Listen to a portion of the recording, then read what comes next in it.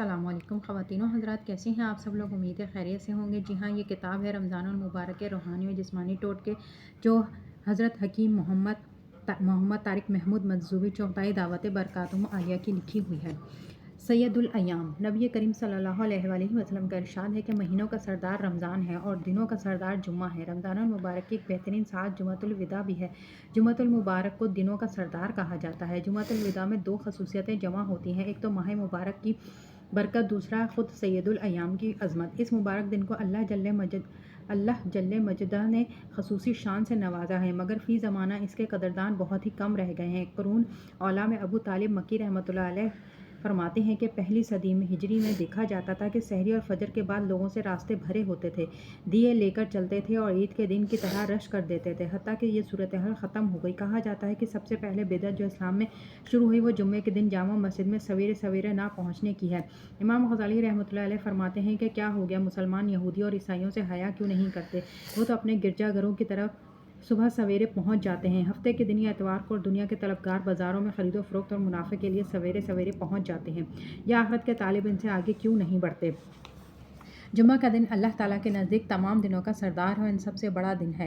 اللہ تعالیٰ کے نزدیک قربانی کے دن عید الفطر کے دن سے بھی بڑا دن ہے۔ اس میں 5 خصوصیات ہیں۔ اس میں اللہ تعالیٰ نے حضرت آدم علیہ السلام کو پیدا کیا، اسی میں آدم علیہ السلام کو زمین پر اتارا، اسی میں حضرت آدم علیہ السلام کو وفات دی، اسی میں ایک گھڑی ایسی ہے جب بھی کوئی بندہ اس میں اللہ سے سوال کرتا ہے اس کو عطا کرتے ہیں جب تک کہ وہ اس میں حرام چیز کا سوال نہ کرے، اسی میں قیامت قائم ہوگی، کوئی مقرب فرشتہ اور کوئی آسمان اور کوئی زمین اور کوئی ہوائی اور کوئی پہاڑ اور کوئی دریا سمندر ایسا نہیں مگر یہ سب جمعے کے دن سے محبت کرتے ہیں۔ نماز جمعہ کے لیے تیاری کرنا، غسل کرنا، ناخن کاٹنا، زیر ناک بال کاٹنا، مسواک کرنا، سرما لگانا، خوشبو لگانا، نئے صاف ستھرے کپڑے پہننا، سب سے پہلے اور جلدی جامع مسجد جانا مستجب ہے، اور ایک ہفتہ کے گناہ بھی معاف ہوتے ہیں۔ آئیے شاہکار کائنات فخر موجودات جناب رسالت مآب صلی اللہ علیہ وآلہ وسلم کے مبارک فرمان کو سنتے اور پڑھتے ہیں۔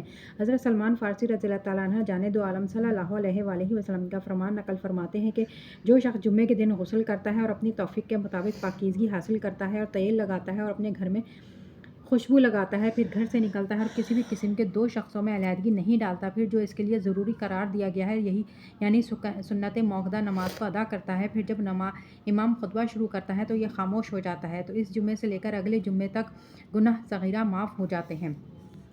نماز جمعہ کو جاتے ہوئے ہر قدم کے بدلے میں 1 سال کا نماز روزے کا ثواب ملتا ہے۔ حضرت ابن عباس سے مروی ہے کہ جنت والے کافور کے ٹیلوں پر بیٹھ کر ہر جمعہ اپنے رب کی زیارت کریں گے۔ ان میں سب سے زیادہ قریب زیارت کرنے والا وہ شخص ہوگا جو جمعے کے دن جلدی جائے گا اور صبح جلدی اٹھے گا۔ جو شخص جمعے کے دن سورہ کہف پڑھ لیتا ہے اس کے لیے جمعے سے آنے والے جمعے کے درمیان پورا ہفتہ ایک نور روشن رہے گا۔ جانے دو عالم صلی اللہ علیہ وآلہ وسلم کا فرمان مبارک ہے کہ جو شخص شب جمعہ میں سورہ یاسین کی تلاوت کرے گا اس کے صغیرہ گناہ معاف کر دیے جائیں گے۔